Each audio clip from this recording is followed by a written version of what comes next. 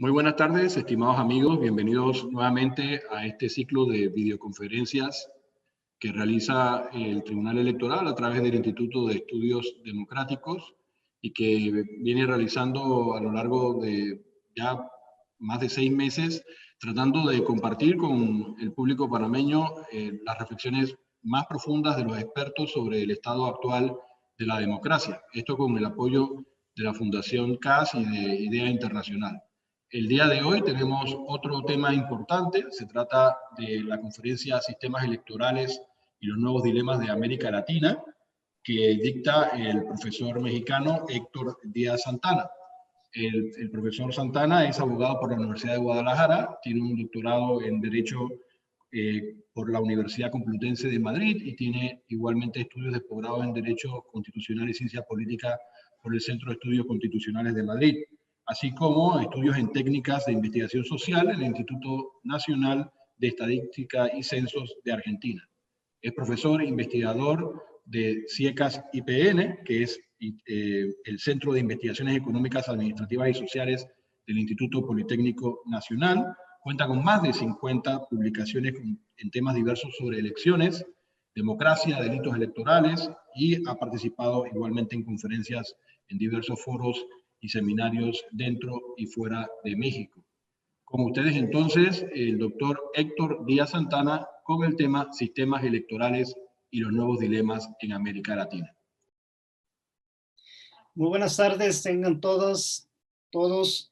En primer lugar, agradezco al Tribunal Electoral que por conducto del Instituto de Estudios Democráticos nos invitó a participar en esta conferencia, a IDEA Internacional, a la Fundación Konrad Adenauer y por supuesto a Salvador Sánchez, que ha hecho una excelente labor en un proceso de estructuración de este ciclo de conferencias. Y bueno, también por ahí quisiera agradecer a Anet Zambrano, que fue parte de la logística de este proceso. Y miren, yo quiero un poquito modificar el esquema tradicional. En un principio me habían invitado el año pasado a hablar un poco sobre sistemas electorales y en ese sentido creo que es un tema muy importante el de los sistemas electorales que tiene que ver con la representación política, pero lo que pretendo es salirme del marco tradicional para exponerles algunas ideas centrales que más que propuestas, lo que yo quiero es hacer una reflexión de carácter colectivo. Y quiero empezar con un tema fundamental. Las elecciones son un asunto de Estado. Es cierto que hay países donde las elecciones son parte de una tradición democrática y los procesos de consulta pública para elegir a gobernantes pues no tienen incidencias que afecten a la gobernanza democrática. En América Latina, las elecciones son totalmente diferentes. Las elecciones es una disputa muy, digamos, muy fuerte, muy profunda en temas de la disputa política por el poder gubernamental y el proceso como se lleve tiene una amplia repercusión en el Estado, tanto para mantener la estabilidad democrática como también se podrían generar cierto tipo de estridencias que afectan al Estado en su conjunto y finalmente al ciudadano. Y las tesis que yo quiero plantearles a ustedes son dos. La primera, que es necesario en estos procesos que todavía no hemos podido ponerle punto final en América Latina, considerar que es estratégico para las elecciones mantener la institucionalidad de las autoridades electorales. Es decir, se requiere fortalecer la eficacia porque la eficacia te da legitimidad, te da credibilidad, te da confianza y tienes una autoridad que tiene un alto sentido de credibilidad y puede llevar un proceso tan complejo como es la elección. Es decir, lo que quiero decir es que una de las cosas que debemos siempre tener en mente es que tenemos que cuidar mucho al árbitro electoral. Y número dos, creo que también es el momento de incorporar reformas de política pública de Estado para hablar sobre la calidad de la representación política. Manuel Alcántara, que ustedes también lo tuvieron, ha hecho muchos esfuerzos sobre medir la valoración que tiene la sociedad de la clase política. Él inició en el año principios 2001, 2002 con el tema del Latinobarómetro, donde medía qué opinaba la ciudadanía de los gobernantes y también entrevistaba a los gobernantes para que dieran una opinión, digamos, más o menos acertada de su propuesta pública y de su desarrollo profesional. Creo que en este tema requerimos empezar a meter esta parte de digamos, de un elemento adicional a los procesos electorales que tiene que ver con la representación política de calidad, como lo establece en la gráfica.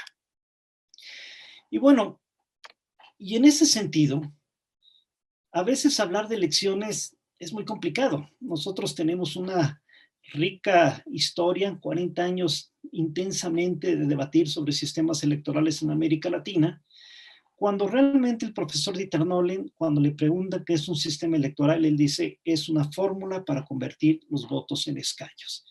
Y si esa fórmula para convertir los votos en escaños, que la descripción del sistema electoral se define en 6 palabras, ¿por qué llega a ser tan complejo?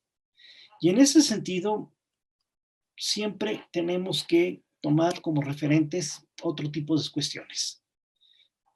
Uno, ¿cómo nos vamos a organizar para, digamos, para convocar a procesos electorales?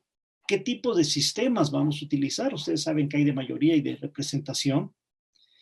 ¿Cuál de esos sistemas es el más adecuado para las condiciones políticas, económicas que existen en el país? ¿Y cuáles son los factores estructurales que debo de considerar para tomar estas decisiones? Y en ese sentido, también un aspecto fundamental es qué tipo de sistema de gobierno, qué tipo de régimen de partidos. Cuando hablamos de sistemas de gobierno, ustedes saben que hay, bueno, los prácticos son el sistema presidencialista y el sistema parlamentario, pero cuando hablamos de régimen de partidos, estamos hablando cómo es, digamos, la conducta de los partidos políticos en los procesos de representación de gobernantes. Entonces, en este sentido, tenemos que pensar en un todo, como también qué tipo de sociedad tenemos. Entre sociedades más homogéneas, por los sistemas de mayoría funcionan. Cuando son sociedades totalmente heterogéneas, los de proporcionalidad vienen a dar la respuesta para la inclusión plena. Y bueno, es cierto, no hay un sistema electoral perfecto. Ustedes pueden ver que, aunque en Europa, que tiene la mayor tradición democrática, a veces sus sistemas electorales están fallando. Y voy a poner un ejemplo más adelante. Pero falla el sistema. O se empiezan a cuestionar otro tipo de sistema que tenga mayor representación para integrar a minorías étnicas o ahora los derechos de géneros. Pero lo que les quiero decir es que no hay un sistema electoral perfecto. El sistema que funciona es el que tiene amplia credibilidad social, que finalmente es el que da legitimidad. Y ustedes saben, cuando uno le preguntan qué es mejor, un sistema de mayoría, un sistema de representación, los sistemas son muy claros. Los sistemas de mayoría, pues, se elige en un distrito a una sola persona, pueden existir algún tipo de reglas, un sistema de mayoría simple, un sistema de mayoría calificada, doble vuelta o llamado balotaje, pero en distritos como es el caso mexicano, que tiene un sistema para el poder legislativo de 500 diputados, 200 son de representación proporcional y 300 son de mayoría, pues sí, puede pasar que un partido político tenga el 40% de los votos, pero pueda tener el 20% de la representación, porque los sistemas de mayoría tienen ese efecto del que gana, gana todo y no puede sumar finalmente en otras circunscripciones. Y bueno, los sistemas de representación pues también tienen sus grandes ventajas porque ellos responden a una realidad. Un partido político tiene un porcentaje definido y ese es el porcentaje que tiene de representación política, aunque hace rato lo hablaba con Salvador, últimamente se han hecho sistemas de representación proporcional que se le integran cierto tipo de fórmulas y las fórmulas pueden alterar la representación proporcional plena, es decir, cuando uno tiene partidos políticos minoritarios y con 1 o 2% se les otorga un escaño, y en ese sentido hay 10 escaños en la circunscripción electoral, pues puede romper ese esquema tradicional donde puede, digamos, fallar el sistema de representación por no tener una mayoría que responda realmente al número de electores o de votantes. Pero también puede suceder, y le comentaba el caso de Ecuador, donde Ecuador requiere un ajuste estructural, donde hicieron un proceso muy plural, muy abierto, de listas abiertas y flexibles, y a la hora de los conteos puedes durar 12, 14 horas contando, y digamos, esos tipos de boletas sábana, pues a veces complican lo que podría ser una operación sencilla. De hecho, elegir el sistema electoral tiene que ver con un tema de tipo de gobiernos. Generalmente los sistemas proporcionales se ajustan a los sistemas parlamentarios, pueden utilizar el cociente natural o la fórmula D'Hondt, pueden también modificar o hacer estructuras con los tipos de listas que van a utilizar. El sistema de mayoría es funcional generalmente a los sistemas de carácter presidencialista, pero, por ejemplo, podemos tener una fórmula bonita como el doble voto simultáneo o el voto uruguayo, que ya no se usa, donde se hace una elección primaria y una constitucional al mismo tiempo. Pero mire, estos esquemas, lo que quiero decir en esta tabla es que no son esquemas rígidos. En ciencias sociales no hay absolutos y en sistemas electorales tampoco. En el Reino Unido tenemos un sistema de carácter parlamentario y tienen un sistema de carácter de mayoría. Es decir, creo que se ha trabajado bastante en los sistemas de representación política, se han hecho muchos, digamos, investigaciones, y aplicar cierto tipo de fórmulas ya es un proceso que va muy avanzado, y simplemente hay que hacer una técnica entre consenso político y condiciones socioeconómicas de la población para que pueda hacer un match y una mejor representación política. Y en ese sentido, yo también les quiero decir y quiero reconocer que América Latina ha tenido muchísimos avances en temas electorales. Tenemos en los países muy buena normatividad.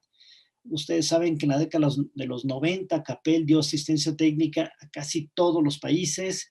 Las propuestas de CAPEL fueron escuchadas, fueron oídas, fueron aplicadas. No hay también la normatividad perfecta, pero creo que comparando con otros sistemas de otras latitudes, se tiene muy buenos avances en la materia. Las instituciones electorales en América Latina también llevan 40 años trabajando. En otros países, la fórmula empleada de la autoridad electoral es totalmente diferente. ¿Por qué? Porque lo organizan las elecciones el Ministerio del Interior, que depende del Poder Ejecutivo. Pero, por ejemplo, aquí en mi país, en México, que el gobierno organice la elección es imposible. Los partidos de oposición nunca cederían a un proceso de esta naturaleza, lo que quiere decir que la forma como se han diseñado instituciones electorales llamadas cuarto poder o instituciones, digamos, electorales totalmente autónomas, creo que ha funcionado. El otro aspecto que también hay que reconocer es que se ha trabajado muy bien. En América Latina difícilmente se cancela una elección por una mala organización del proceso electoral, aunque bueno, en febrero pasado tuvimos una mala experiencia en República Dominicana porque no funcionaron las máquinas, pero generalmente las elecciones están bien organizadas. Existen, digamos, padrones, estoy hablando en general, porque hay países que tienen problemas de padrones, por ejemplo, Venezuela, el padrón digamos, el padrón electoral sí es un problema, pero en la mayoría de países se ha trabajado en este esquema. También hay acuerdos unánimes sobre la referenciación de los distritos electorales, que se hace el número de electores, condiciones socioeconómicas, georreferenciaciones territoriales.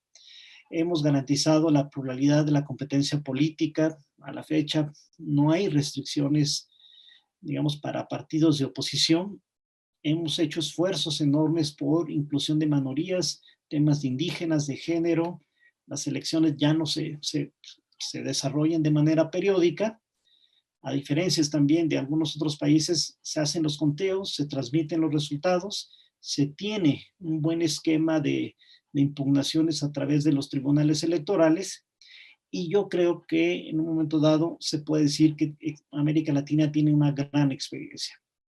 En la década de los 2000, ya después de más de 20 años de trabajo, muchos países de América Latina estuvieron dando asistencia técnica a países de África y del lejano oriente. Entonces, hay que reconocer que sí tenemos avances de esta naturaleza.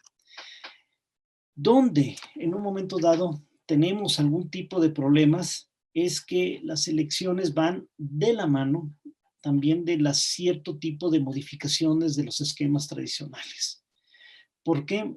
Porque uno de los grandes problemas, y lo vuelvo a enfatizar, es que las elecciones garantizan la pluralidad, pero el problema es que no están garantizando, de acuerdo a algunos indicadores digamos, de Latinobarómetro y de estudios paramétricos, representación política de calidad. Creo que ese es uno de los grandes problemas. Número dos, las elecciones logran, digamos, cumplir su cometido, pero nunca están ajenas de procesos o de incidencias. Hay algún tipo de tensión. ¿Por qué? Porque pueden surgir imponderables y que estos afectan a la elección. Y les pongo un ejemplo. En Austria, en el año 2016, se anuló una elección porque la forma como se realizó el voto por correo no dio la certidumbre que esperaba.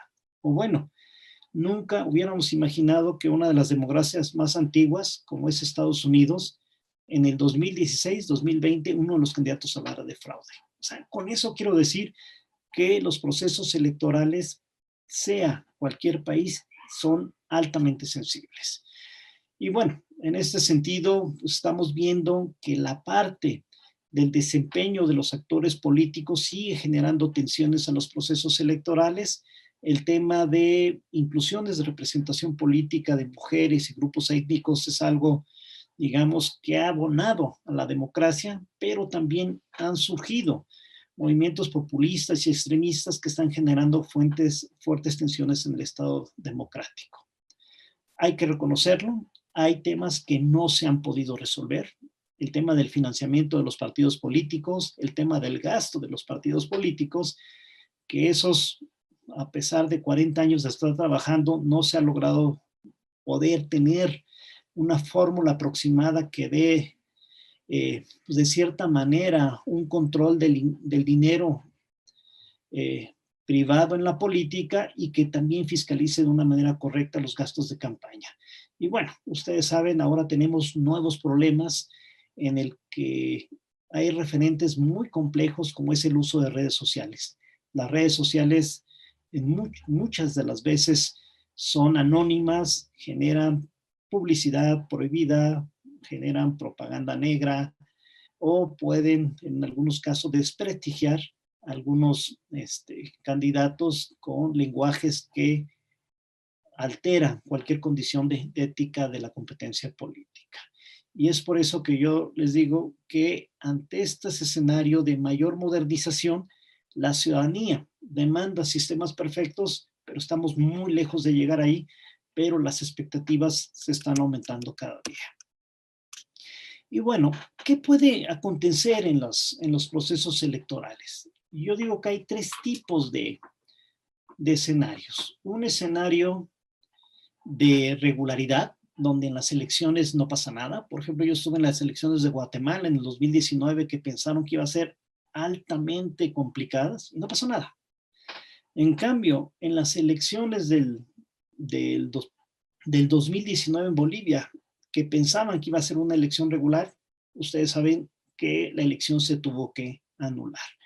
Y en ese sentido, les puedo decir que en América Latina las elecciones no tienen palabra de honor. ¿Por qué? Porque pueden ser procesos que sean regulares, que generen un conflicto o que en un momento dado, ante un resultado electoral muy, muy parejo, puede generar tensiones mientras se resuelve. Y bueno, ¿qué es lo que nosotros esperamos de las elecciones? Pues escenarios donde las elecciones son una fiesta democrática, ¿no? Donde conviva la gente de diversos partidos políticos, donde lo vean, donde se respete, donde exista tolerancia, donde exista alegría al ir a votar, donde esto lo vean como un proceso de civilidad democrática que abona a una idea de Estado. Pero también puede suceder el tema contrario. Cuando hubiéramos imaginado que en Estados Unidos, afuera de las mesas electorales, por ejemplo en Arizona, había gente armada? Esto nunca había pasado. O sea, gente armada, digamos, provocando incidentes, pues afectan lo que es un proceso de regularidad democrática y estarían muy alejados de lo que es la fiesta cívica en las elecciones. En este sentido, ante estos escenarios que pueden ser muy complejos, yo digo que se requiere de instituciones electorales altamente eficaces para que puedan controlar este tipo de incidentes. Pero en ese sentido, América Latina también ha mostrado que pueden existir cierto tipo de oscilaciones donde existió una autoridad electoral con alto nivel de legitimidad y el próximo proceso electoral perderlo. Y esto es lo que más daña a los procesos electorales porque lo que se ganó con años se puede perder en un momento. Yo les pongo el ejemplo del caso mexicano. México es el país que más gasta en autoridades electorales en el mundo. No hay un país que tenga el mayor número de funcionarios responsables de la administración electoral. Les pongo un ejemplo. El Instituto Nacional Electoral que organiza la elección tiene 24,000 personas. El Tribunal Electoral casi cerca de 3,000. Y la Fiscalía Electoral 350. O sea, un mundo de gente trabajando en las elecciones, cuando en España la Junta Central Electoral tiene 40 funcionarios. Pero ¿qué pasó en México? Se hizo el esfuerzo, en el año 2000 se logró la alternancia, se consolidó el proceso de transición y en el año 2006, ante un proceso muy cerrado, cuando pierde un candidato, demanda fraude y la confianza y legitimidad que tenía la autoridad electoral automáticamente se pierde. Entonces, este tipo de escenarios son los que estamos propensos, por eso se tienen que tener mecanismos efectivos para evitar acciones que afecten a los procesos electorales. ¿Y cuáles son esas disonancias? Yo digo que son tres. Uno, actores políticos con déficit de valores democráticos que cuando pierden una elección, al saber que la pierdan, denuncian fraude o no cumplen con las normas y las reglas establecidas en las condiciones de competencia política. Dos, carencia de cultura política en la ciudadanía. Uno de los grandes problemas ahora en América Latina es el clientelismo político, la compra del voto. Si hay clientelismo y si hay compra del voto, es porque hay gente que vende su voto o porque hay gente que desconoce que un programa social es un mecanismo de una política de Estado que tiene como fin sacar a estas personas de la marginalidad social y generar capital humano. Cuando tú lo empleas para temas de rentabilidad electoral, lo que estás generando es mayor corrupción y, por supuesto, mayor atraso. Y otro de los temas que también afectan mucho cuando tenemos una autoridad electoral totalmente parcializada. Y bueno, estos riesgos de los sistemas electorales pueden ser cuatro. Un riesgo político que está latente. Por ejemplo, Trump dice, si pierdo, no reconoceré el triunfo electoral. El riesgo institucional, cuando este árbitro electoral, autoridades tienen una estrecha dependencia administrativa o financiera de otro poder del Estado y no los deja actuar con total imparcialidad y sobre todo independencia, o cuando no se organiza de una manera correcta la elección. También puede haber riesgos de carácter social cuando el mismo ciudadano no confía en las elecciones. Y también les voy a poner otro ejemplo de México. En la elección del 2003, 1 de cada 3 dijo que había fraude. Pero cuando le preguntaban que si él vio alguna conducta irregular, solamente el 3% dijo que sí.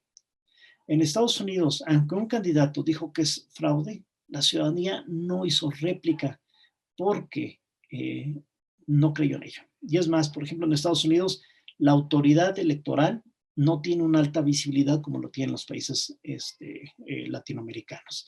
Y bueno, otro de los riesgos del sistema electoral es que los funcionarios de los órganos electorales pues tengan un nivel de dependencia muy alto de los actores políticos, porque eso, además de afectar la imparcialidad, puede en un momento dado afectar la confianza y la credibilidad que se tiene en los órganos electorales.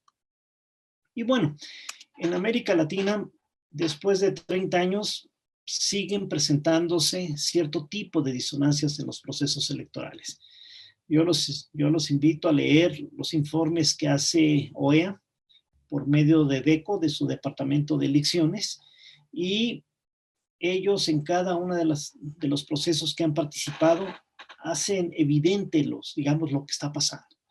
Y en ese sentido, uno de los aspectos más visibles es que existen estas olas y contraolas. Países que de forma regular organizaron una elección y en la siguiente hubo una gran tensión. Y es por eso que, reitero, estos procesos electorales, en lugar de convertirse en fiestas cívicas o actos de regularidad democrática, pues son actos de una alta expectativa pública, que el resultado depende muchas veces de los actores políticos y el resultado en las urnas. Y para cuidar que un proceso electoral tenga un nivel alto, pues obviamente se requiere una legislación electoral efectiva, instituciones electorales eficaces, actores políticos, como dice Robert Dahl, que reconozcan las reglas de la competencia política, que se adapten los procesos electorales a estos procesos de modernización y los nuevos temas de agenda pública. Por ejemplo, ya en género se tiene 10 años trabajando, se han hecho muchas cosas.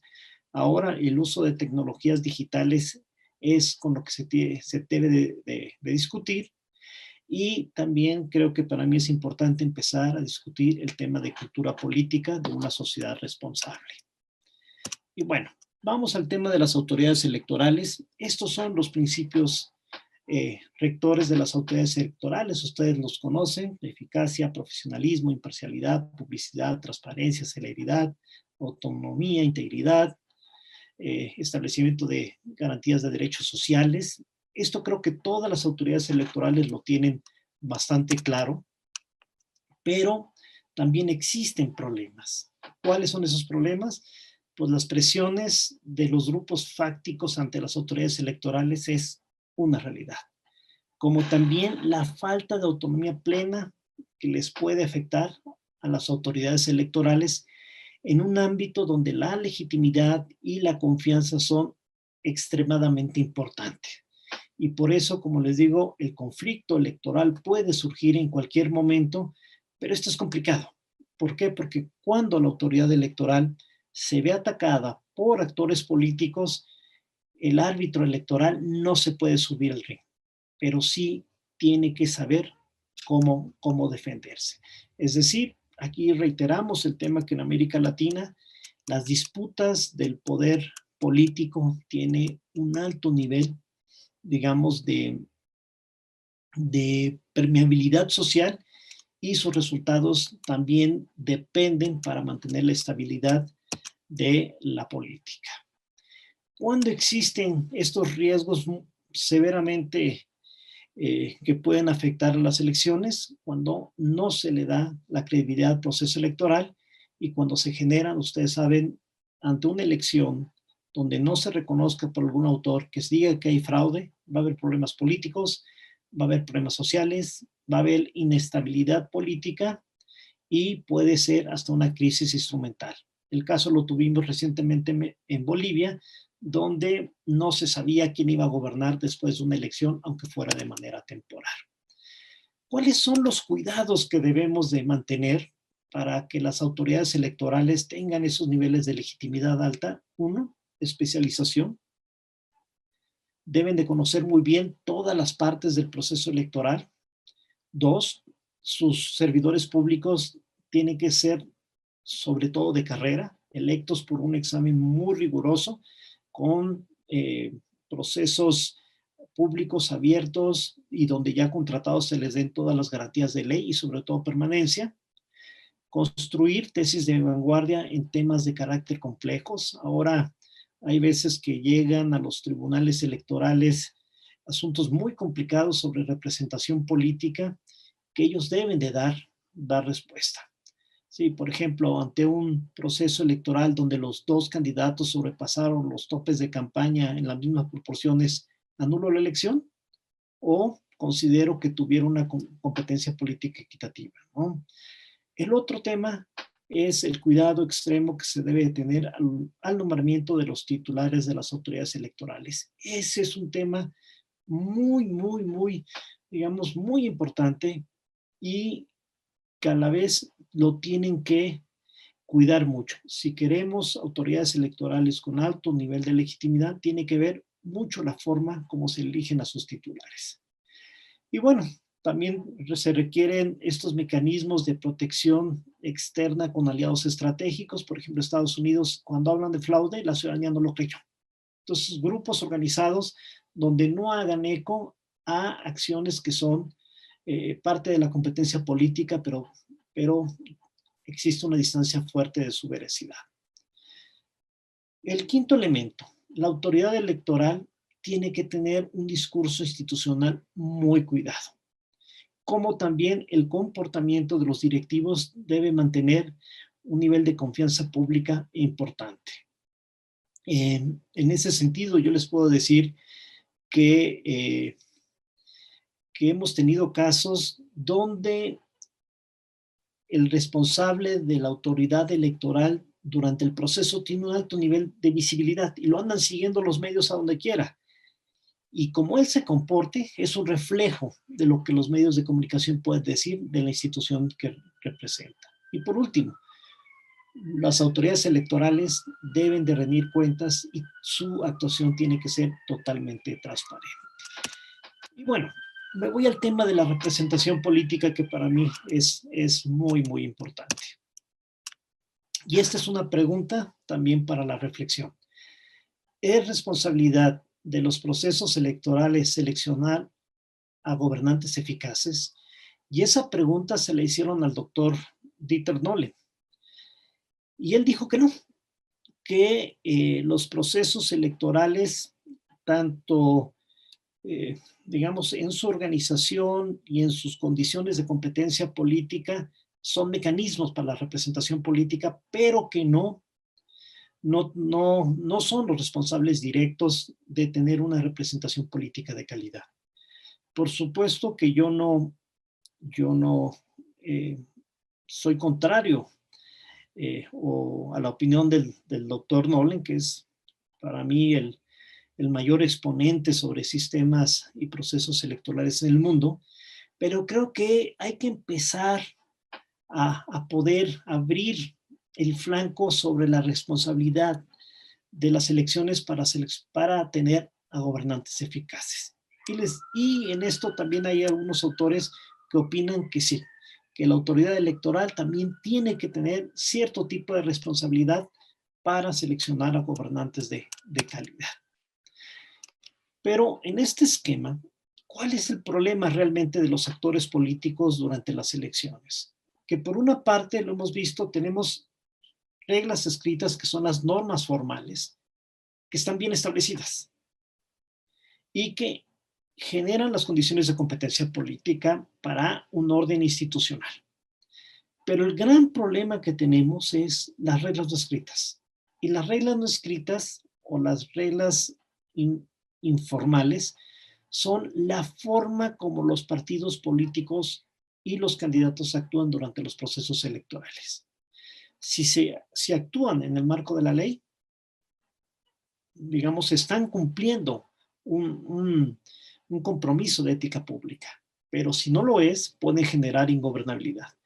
Y los ejemplos donde hay candidatos que pierden claramente la elección y que posterior a ello recurren ante el tribunal sabiendo que no ganaron y generan un discurso de estridencia en contra de la autoridad electoral, pues lo que hace es generar situaciones de ingobernabilidad. Y aquí yo les pongo un escenario muy rápido. La línea roja habla sobre el comportamiento de los actores políticos y la línea azul habla sobre la eficacia de las autoridades electorales o los sistemas robustos de las autoridades electorales. Cuando tienes representación política de calidad e instituciones electorales eficaces, pues hay, por ejemplo, en Dinamarca no hay problema en los procesos electorales, ¿no? Pero, por ejemplo, en Austria hay una autoridad muy pequeñita, pero los actores políticos se mueven en un marco de ética, digamos, política, que no afecta en un momento dado digamos que sus efectos no tienen consecuencias para la estabilidad política del país.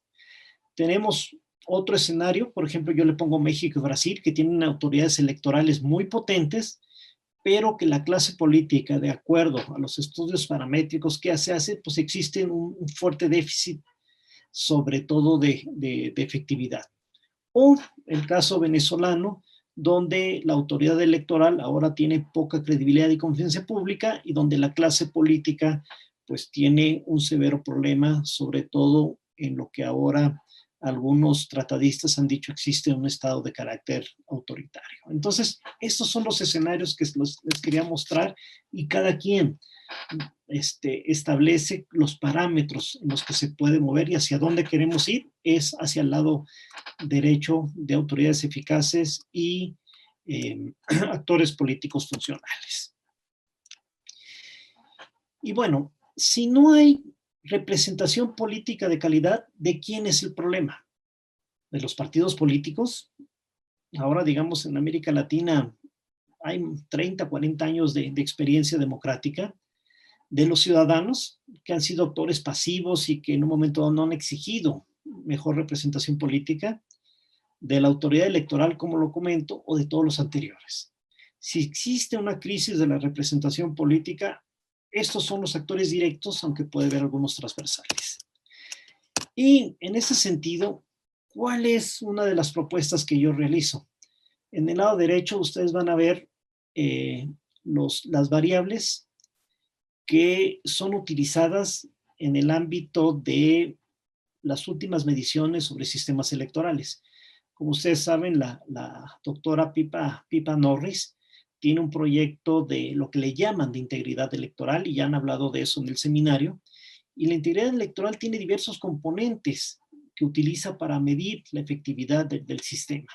Las leyes, el tipo de organismos, los mecanismos de recepción de votos, el registro de votantes, el registro de candidatos, el desempeño de las campañas, el dinero, los procedimientos, los resultados, el conteo de votos. Esto es muy importante para poder medir y determinar qué tipo de sistema se tiene. Pero creo que es el momento en que a la integridad electoral se le tienen que sumar dos componentes adicionales. Uno, de hacer mediciones de cultura cívica y número dos, hacer mediciones sobre percepción de los representantes populares y con eso podemos tener una valoración no del sistema electoral, sino del proceso de democracia representativa. Y es por eso que una de las propuestas que en el artículo que me pidieron defino, es que se tiene que trabajar ahora la autoridad electoral en temas de cultura cívica. ¿Y por qué la autoridad electoral? Porque regreso a esta gráfica. Los partidos políticos creen que van a trabajar en una política pública de fortalecimiento de cultura democrática. Los ciudadanos se podrán organizar. Si en 40 años de procesos de democratización no se ha podido hacer, y yo creo que la autoridad electoral bien la podría hacer y algunos tratadistas también coinciden, el maestro López coincide en esto. ¿Y qué se requiere? Uno, elaborar un programa nacional de cultura cívica que establezca una directriz para una política de Estado que posteriormente, con apoyo transversal de otras instituciones, se tendrá que desarrollar. Número dos, la incorporación de valores democráticos en la escuela. Creo que Costa Rica, dentro de los parámetros que nosotros tenemos de integridad electoral, los países que tienen, digamos, que tienen las mejores calificaciones son Costa Rica, Uruguay y Chile. Pero Costa Rica tiene una tradición de educación básica en temas democráticos impresionante, que sería un buen ejemplo para América Latina. También es necesario cerrar la pinza de la escuela. En la familia tiene que haber una tradición de cultura democrática dentro de los padres de familia. Que la política no sea ajena, porque la política es parte de la vida cotidiana. Y posterior a eso, una gran cruzada nacional con la incorporación de actores estratégicos, como pueden ser universidades, organismos internacionales, empresariales, organizaciones de la sociedad civil, Iglesia Católica. Lo que yo digo es que se requiere ya en América Latina armar un programa, un esquema o un proyecto sobre fortalecimiento de cultura cívica.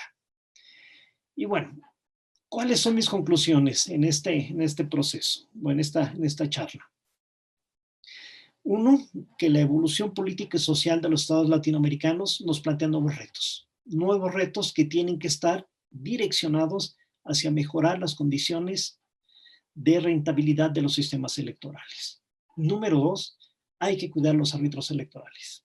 Hay que tener extremo cuidado en mantener la confianza y la legitimidad en las instituciones electorales, porque son los que generan este dique de contención ante cierto tipo de efectos de gran complejidad.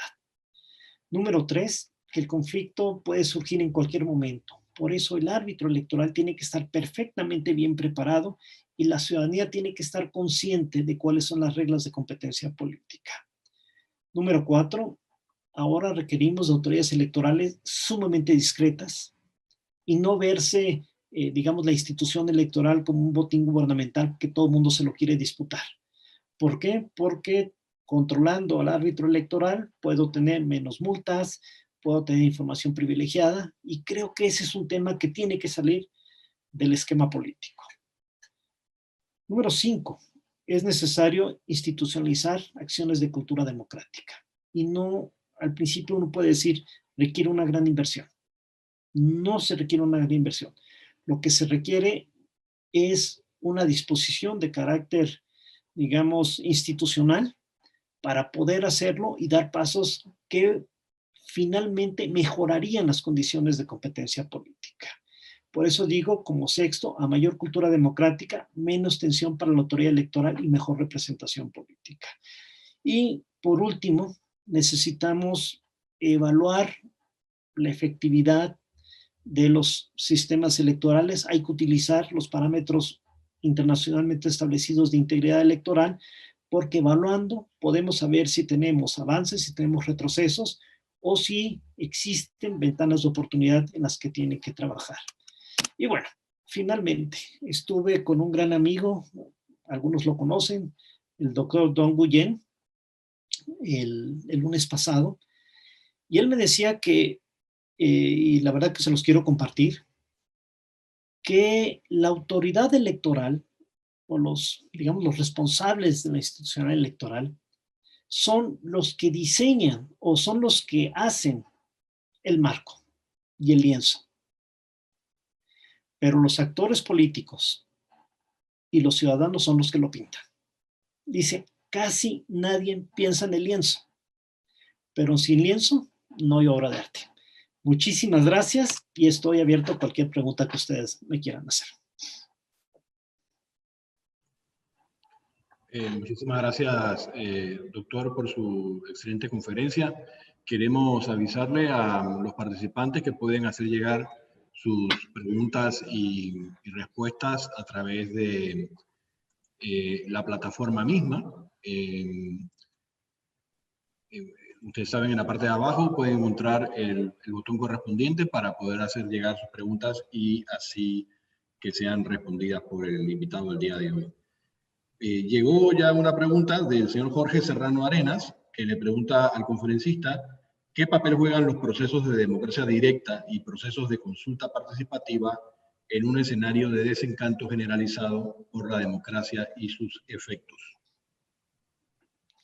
Miren, ahora, digamos, las últimas reformas electorales han oscilado entre temas de inclusión de nuevos derechos y sobre todo de apertura de digamos, de garantías políticas a los ciudadanos. Y muchas veces hemos visto que los procesos de consulta pública es uno de los parámetros que son parte, digamos, complementaria de los sistemas electorales.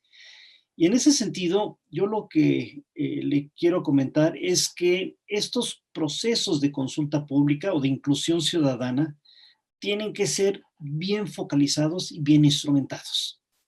Por ejemplo, existe el plebiscito, el referéndum, la iniciativa popular, pero todos esos mecanismos son funcionales cuando realmente se consultan temas de carácter trascendental. Y les pongo los ejemplos de Europa. En Europa se consultó a los países si quieren integrarse a la Unión Europea. O los procesos de cambio institucional, una nueva constitución. Ahí estos parámetros son totalmente válidos. Pero también hemos visto el caso de temas totalmente contrarios en el que se consultan demasiados aspectos que algunas veces pueden ser hasta trascendentales, pero en otras no. Y esos procesos generan, digamos, necesariamente una derrama económica para la organización y tienen que ser bien pensados. Entonces, en un proceso electoral se le da la confianza a los actores políticos para que tomen decisiones a nombre de la ciudadanía. O sea, y muchas veces tomar decisiones en temas de carácter estratégico pueden ser aspectos sumamente técnicos que la ciudadanía los desconoce. Entonces, en esta parte, creo que es importante que sean los gobernantes los que tomen decisiones. Por ejemplo, en el aspecto de inversión o normas de carácter ecológico, disminuir, digamos, ir cerrando industrias que vayan generando gases tóxicos, pero bueno, si cierras la industria, automáticamente haces un perjuicio en digamos, en el trabajo, y tienen que ser procesos bien estructurados y bien planteados. Que eso creo que es más una decisión de los gobernantes. Pero bueno, también podemos correr el riesgo de lo que pasó con el Brexit en Reino Unido. O también la última consulta que se hizo para ver si se salía de la Unión Europea. Se tomó una decisión que algunos piensan que es apresurada, pero finalmente este proceso yo creo que nos da enseñanza a todos, que en los procesos de consulta pública sí hay que realizarlos con la inteligencia debida, generando la información precisa al ciudadano, y cuando realmente sean temas trascendentales, sí es obligación consultarlos a ellos. Muchas gracias. Durante su conferencia, doctor, habló sobre la problemática de la pérdida de calidad de la representación. Si nos puede aclarar un poco el alcance de ese concepto. Sí, ustedes saben que, bueno, Manuel Alcántara empezó a medir a principios de los años 2000, por medio del Latinobarómetro, lo que la ciudadanía pensaba de la clase política. Y en diversos países tradicionalmente se hacen estudios paramétricos. ¿Y qué hemos visto? Hemos visto que instituciones como la Cruz Roja, como los bomberos, en México aquí los militares tienen un nivel de aceptabilidad muy alta. Y en el lado contrario están los partidos políticos. Para mí no es natural que los partidos políticos, que tienen la obligación de generar cuadros profesionales, que son los que van a tomar a nombre de la ciudadanía decisiones trascendentales importantes para el gobierno, bajo el esquema que hay que buscar el bien público, pues no sean, digamos, no sean gobernantes que tengan esas capacidades técnicas suficientes o la sensibilidad democrática para poder conducir a un Estado. Cuando existen, digamos, elementos que nos dan referencia que los responsables de la administración del Estado no tienen esa competencia básica, pues finalmente lo que genera puede ser crisis laboral, crisis económica, crisis, digamos, en diversos ámbitos. Por ejemplo, algunos países ahora con la pandemia, hay países que lo han hecho muy bien, hay países que no lo han hecho tan bien, pero esto tiene que ver con un proceso de conducción política del Estado, que finalmente son los gobernantes que elige la ciudadanía. Es por eso que para mí es importante que estas personas que tengan la responsabilidad del Estado tengan esa competencia. Hay otro participante, el señor José Almanza, pregunta, ¿cómo es el rol de la juventud dentro de los procesos electorales en cuanto a un joven que ocupa cargos de elección popular?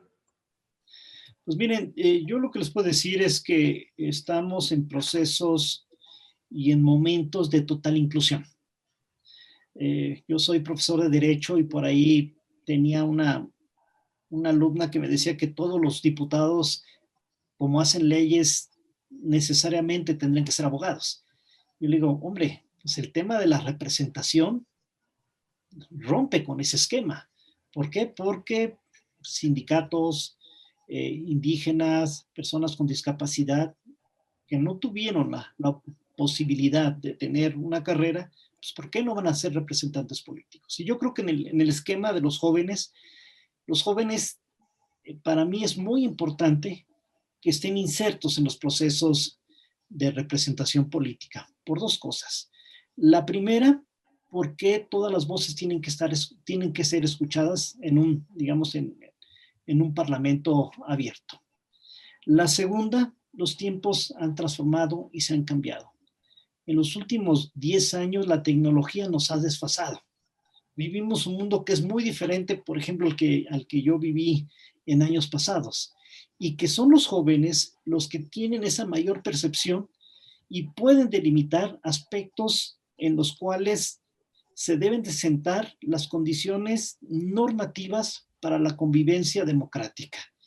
Y es por eso que para mí es muy importante que estén, porque le podían dar, digamos, esa frescura, le podían dar el ingrediente adicional de lo que se requiere. Y hay otra cosa, vivimos en sociedades cada día más complejas. Los últimos estudios que se han hecho sobre millennials, sobre la generación Z, a mí me impresionaba un estudio que vi que se decía que la forma como ellos se comunican ya no es con palabras, sino es con símbolos. Entonces, ese es el mundo que vamos a vivir. Y a ese mundo lo tenemos que ir, digamos, estableciendo parámetros de condiciones que propicien una mejor convivencia democrática y que mejor que sean los usuarios los que lo diseñan, con el apoyo obviamente de personas profesionales, serias y maduras. Hay también en su conferencia una insistencia en el elemento, diríamos, subjetivo de la democracia. Nos habla de valores de los políticos, de la cultura democrática de los votantes, de la necesidad de evitar la parcialización dentro de los órganos electorales. En esa tensión entre las normas y la subjetividad, ¿cuál sería el balance más adecuado, doctor? Miren, yo a todo el mundo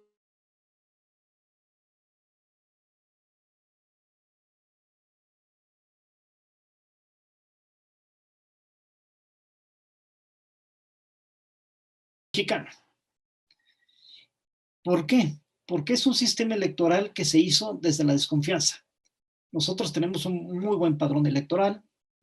El proceso de insaculación de funcionarios de casilla no, digamos, no es irrefutable. Hay mucha confianza, se hace por medio de un sorteo, se capacita a los funcionarios, se abren el 99.96% de casillas, se cuentan los votos, se transmiten rápido.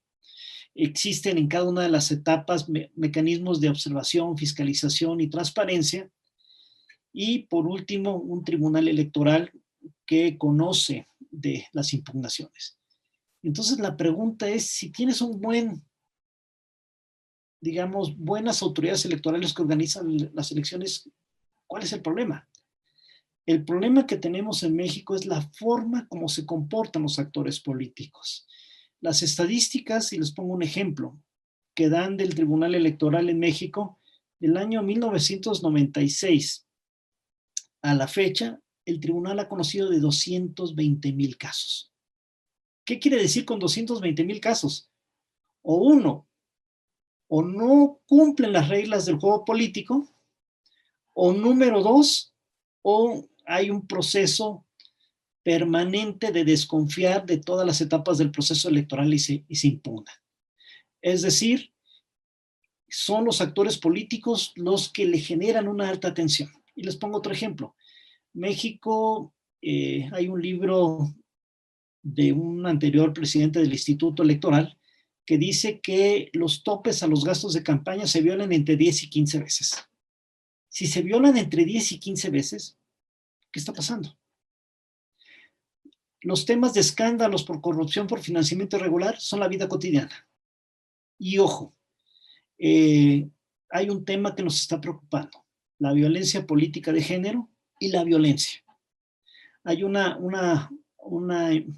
digamos, una empresa mexicana que está sistematizando los casos de violencia extrema y realmente son muy tristes. Este amigo Don Guillén dice que la diferencia entre una buena y una mala elección es que en la mala elección hay muertos. Pues ya no está sucediendo en el país. Entonces, ¿qué quiere decir? ¿Quiénes son los actores que están tensionando el sistema electoral? Los participantes en la disputa política.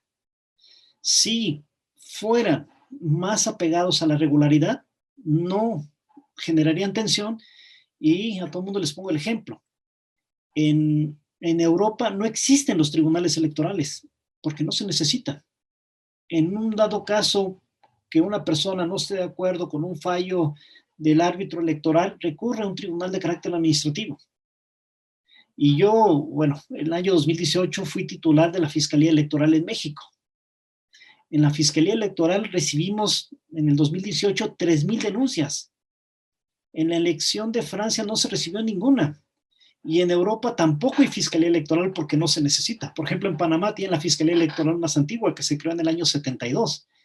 En Europa no hay fiscalías electorales, porque si existe, pero si hay regulación sobre delitos electorales. En caso que exista un delito, van y los denuncias ante la policía o ante el fiscal ordinario. Y como no es masiva las acciones, pues realmente no requieren órganos de carácter especializados. Entonces, ¿por qué requerimos estos órganos especializados? Porque la atención sale o surge desde el desempeño de los actores políticos. Muchas gracias. La participante Belsi Castillo pregunta si nos puede mencionar algunas experiencias de promoción de cultura ciudadana que faciliten actualizar los sistemas electorales y prevenir los dilemas en las elecciones de América. Miren, yo los invito a leer el Programa Nacional de Cultura Cívica que tiene el Instituto Nacional Electoral. Es un programa muy bonito. Yo lo cito en el artículo, como también cito algunas experiencias exitosas de Costa Rica y algunas de Uruguay también. Pero ¿cuál es el problema en México? El problema es que tenemos un buen programa para fortalecimiento de cultura democrática, pero que este programa, si no tiene el apoyo de los diversos ámbitos gubernamentales y el apoyo de actores sociales y por ejemplo, universidades, pues son políticas públicas que les cuesta más trabajo. En caso que se presente, como yo comento, una política pública bien establecida, bien regulada, que en los países centroamericanos se puede llevar a la práctica de una manera, yo creo que, digamos, llevarlo a la regularidad puede ser un proceso entre 1 y 3 años, sería un gran experimento. ¿Por qué un gran experimento? Porque finalmente de lo que se trata es abonar a una ciudadanía mucho más consciente y una ciudadanía que tenga las mejores referencias para tomar decisiones en el ámbito político. Y yo les pongo el ejemplo sobre la compra y coacción del voto. Me decía un político mexicano que ahora el problema no es la compra del voto, sino la venta del voto. ¿Y eso qué quiere decir? Dice, ya voy a comunidades que están organizadas y me dicen, te vendo mi voto, ¿cuánto me das? Y lo subastan. ¿Y por qué es eso? Porque no hay una conciencia de realmente el valor de lo que son los derechos políticos. Si tú vendes tu voto, posteriormente no vas a tener ningún, digamos, referente que te pueda permitir reclamar ante malos gobiernos, porque fuiste parte de un círculo vicioso que por no tomar, digamos, las referencias precisas, tensionó y generó una representación política que no es de calidad. Y bueno, en el sentido contrario, si un actor político quiere hacer alguna irregularidad, pues simplemente no se lo permite. Y yo les voy a poner un ejemplo muy chusco. A mí me tocó estar en la elección de España del año 96 y iba con la misión mexicana. Entonces, digamos, los funcionarios del Ministerio del Interior nos explicaron el proceso. Cuando sacan la urna, que era de madera, y decían, pues, ¿por qué una de madera? Y el otro decía, bueno, ¿qué tiene de malo si la hemos usado hace 30 años? No, eso está prohibido, viola los derechos humanos, tiene que ser transparente. Pero ¿por qué? Si a nosotros nos funciona, finalmente nada más meten los votos y si acaso año con año le ponemos un clavo y la componemos, ¿no? La segunda, cuando explican el voto por correo, dicen, no, no puede ser el voto por correo, puede haber fraude. Pues no sucede. Y cuando les dice que los partidos políticos ponen sus boletas electorales en una mesa donde todo el mundo entra y puede agarrar la boleta que sea, le dicen, ¿y qué pasa cuando una persona agarra 10 boletas? No, pues no lo hacen. Porque tú agarras un sobre y en el sobre metes tu boleta. Bueno, pero ¿qué pasa? Es que no lo hacen, porque finalmente si tú metes 10, bueno, no lo hacen, pero si metes 10 boletas en un sobre, pues se anula y vale uno. O si es de varios partidos, pues lo anulas. Y la última pregunta, que fue algo muy, muy simpático, le dice una persona, oiga, ¿y quién cuida la urna? Y el español voltea y le dice, no le entiendo su pregunta, sí, ¿quién la cuida? Y el otro dice, bueno, ¿y para qué van a cuidar la urna? No hay ningún sentido. Y el mexicano le dice, ¿cómo que no? Pues para que no se la roben. Y el español le dice, ¿y quién coño quiere una urna con boletas en su casa? O sea, nunca se le ocurrió al español que era para anular la mesa electoral y que no cuente, y el otro se imaginó a alguien llevándose la urna que no tiene ningún valor, ¿no? Entonces, ahí es un tema de cultura cívica que es importante y que refleja en un momento dado el tener un buen o un proceso electoral de alta tensión. Ahora, en el caso reciente de Estados Unidos, pareciera que se echa en falta una autoridad electoral central más robusta, con competencias, facultades. No sé si ahí hay un caso inverso a los ejemplos que está planteando, porque claro, la situación de normalidad puede evolucionar hacia una situación de anormalidad y en la que, como el caso norteamericano actual, se echa en falta algún tipo de otro resorte institucional para liderar el esfuerzo a favor de elecciones transparentes. No sé si hay una reflexión que pueda hacernos sobre ese Miren, particular.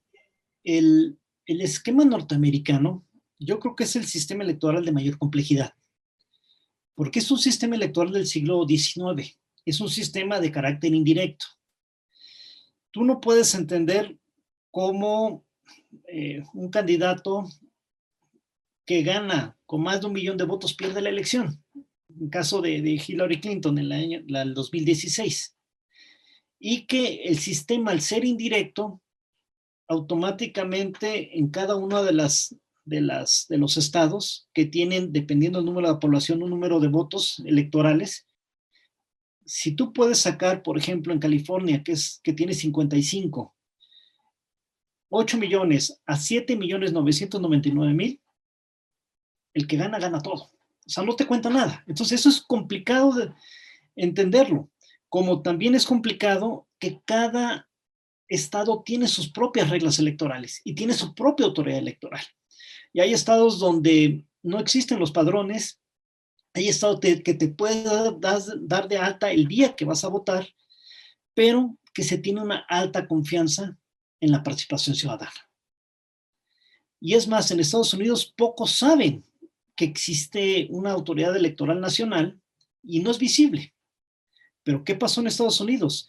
Cuando el presidente le indujo a uno de la autoridad electoral responsable a decir que hubo fraude, dijo, no hubo. Y me voy. O lo echaron. Pero el segundo tema, cuando dijo que hubo fraude, tampoco le creyeron. O sea, Estados Unidos no hemos visto movilizaciones sociales, toma de calles o grandes disturbios, hubo disturbios de otra naturaleza, que hayan puesto en duda la organización, pero sobre todo el resultado electoral. ¿Pero por qué? Porque tienen, digamos, autoridades electorales que funcionan y que son muy discretas, como lo comentaba. Y por último, un nivel de ciudadanía que es consciente de las reglas del juego político y las acepta.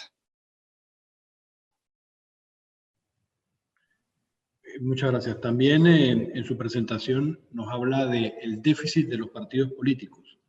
Si nos puede abundar también sobre qué es lo que necesitarían los partidos políticos de hoy para afrontar el reto de las elecciones y su integridad hacia el futuro. Pues miren, yo creo que estudiar lo que es la razón de Estado. La doctrina alemana del Estado dice que el gobernante tiene que ser como un buen padre de familia, proveer al ciudadano de sus necesidades básicas. O sea, ¿cuál es la directriz fundamental de cualquier gobernante? Es la generación del bien público.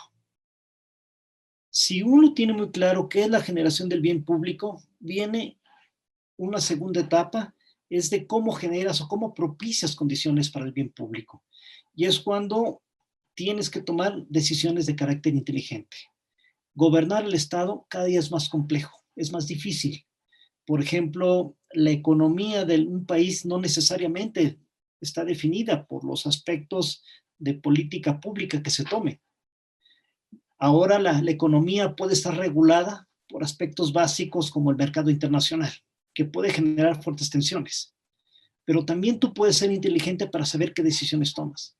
Y uno de los ejemplos clásicos es que en muchos países de América Latina hubo mucha inversión de, digamos, sobre todo de empresas norteamericanas. Cuando la mano de obra fue más barata a China, pues las empresas se la llevaron a ese país y dejaron, la consecuencia es, dejaron, pues obviamente, desempleo y salida de capitales. Pero, por ejemplo, Chile obliga a los países que invierten, digamos, a las empresas privadas que invierten en su país, que su inversión no se pueda sacar en 10 años.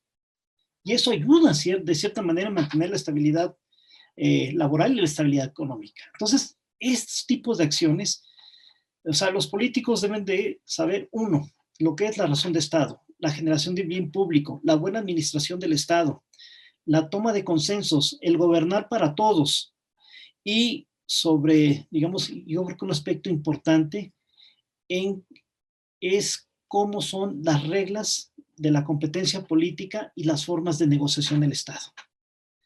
Y creo que ahí Manuel Alcántara, que ustedes lo tuvieron, Manuel Alcántara en su libro de Transición Democrática dice que una de las características de la transición española es que en el proceso, digamos, los actores políticos del gobierno anterior, por ejemplo, Adolfo Suárez, al negociar, lo que hizo es incorporar una monarquía de carácter parlamentario. Y dar totalmente apertura al sistema de partidos. Es decir, la legalización de todos los partidos políticos. Para algunos miembros del régimen anterior, aceptar al Partido Comunista, que fue el partido que hizo la guerra civil en el año 36-39, era un antagonismo. ¿Cómo permitir el Partido Comunista? Pero ¿qué pasa? Adolfo Suárez cedió y después él perdió la elección. Pero también Santiago Carrillo, que era el representante del Partido Comunista, aceptó un sistema de gobierno con una monarquía parlamentaria. Para la extrema izquierda no existe una monarquía porque hay una distinción de clases. ¿Y qué pasó? También fue desplazado de su partido. Los dos actores políticos estratégicos tomaron decisiones trascendentales que individualmente perdieron, pero el país ganó. Y en estos procesos en los cuales se calcula la rentabilidad política y tiene como consecuencias eh, problemas económicos, sociales del país si no se toman en cuenta, creo que es ahí el extremo de la moneda, donde en algunos casos en América Latina frecuentemente nos ha pasado. Hay también una mención muy positiva sobre el Programa Nacional de Cultura Cívica en México. No sé si pudiera ahondar un poco en ese punto y sobre todo la forma en que las distintas entidades públicas del Estado mexicano eh, pueden participar en las acciones que en ese plan se han definido. Sí, el plan parte sobre definir diversos aspectos, digamos, que fortalecen la cultura democrática. Desde considerar la inclusión de los derechos de los niños, los temas de educación, los temas medioambientales, los temas de la juventud, la definición de lo que son los valores democráticos, la definición de lo que es las obligaciones del Estado y sobre todo lo que es ética y valores políticos. Cada una de esas acciones tiene como una estrategia definida. Y, por ejemplo, conocimiento y fortalecimiento de valores democráticos. Lo están estableciendo que se haga en los ámbitos escolares.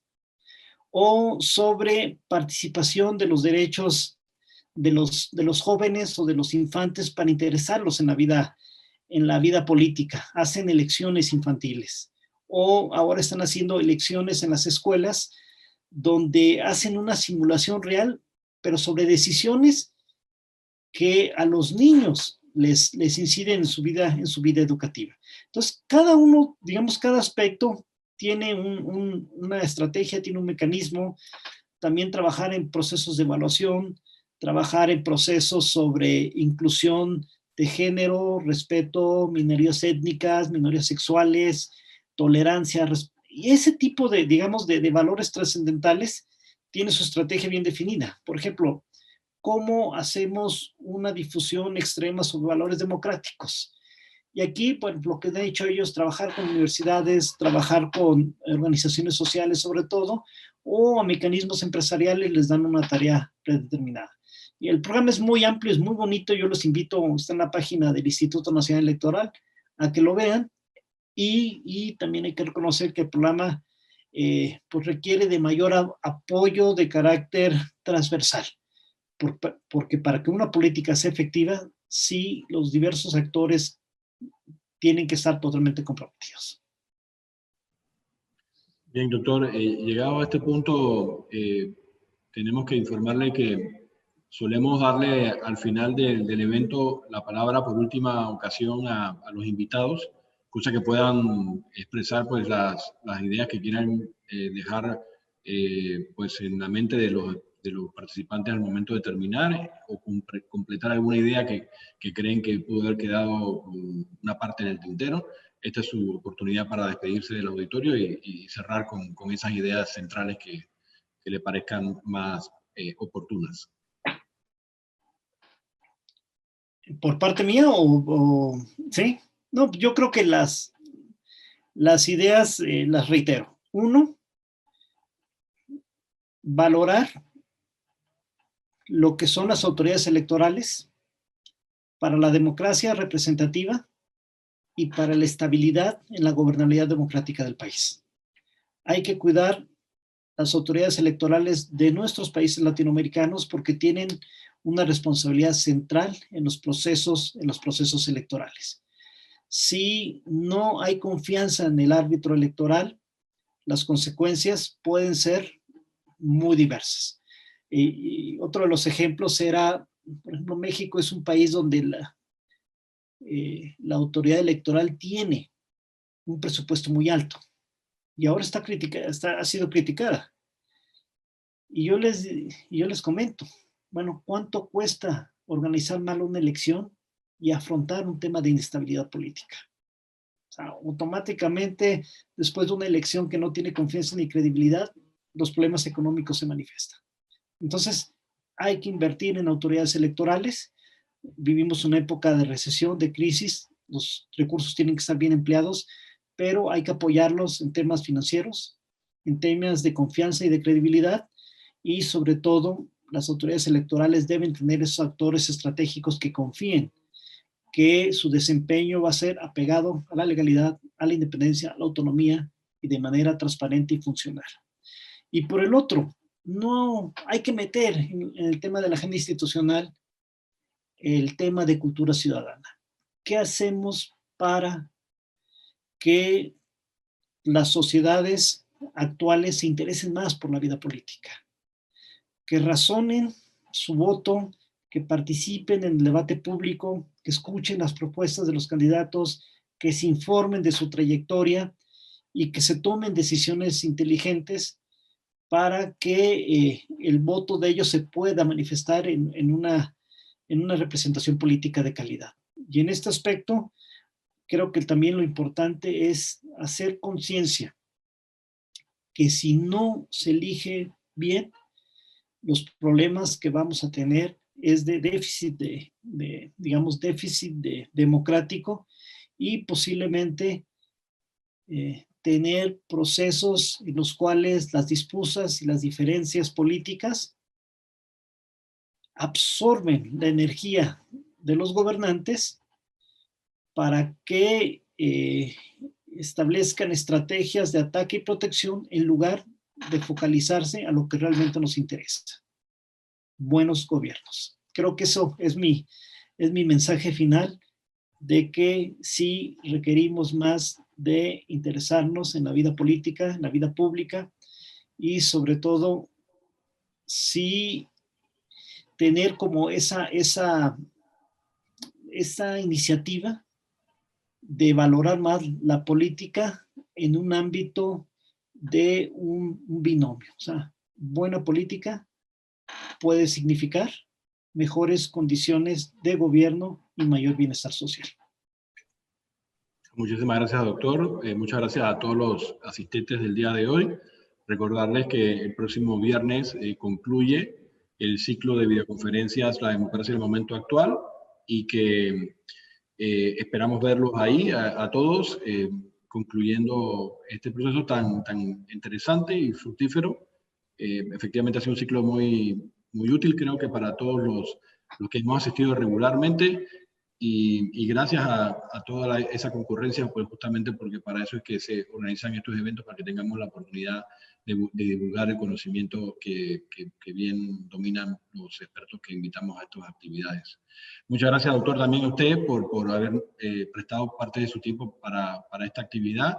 Efectivamente, como usted recordó, se le había invitado a un evento que era presencial en marzo, y lamentablemente no se pudo realizar por la pandemia, pero en esta ocasión pues lo más cercano a un evento presencial hoy en día son las conferencias de Zoom. Esperamos que la normalidad vuelva pronto y que podamos reunirnos con los expertos de toda América Latina en algún momento posterior. Hasta entonces, muchísimas gracias, y hasta el próximo viernes. Salvador, muchas gracias a ti y al auditorio, y realmente ya tienen mi documento, ahí pueden consultarlo, y espero tener retroalimentación. Les puse mi correo electrónico, y ustedes saben que todas las propuestas que tengan como fin abonar la vida electoral de los países latinoamericanos, yo estoy con ustedes. Muchísimas gracias.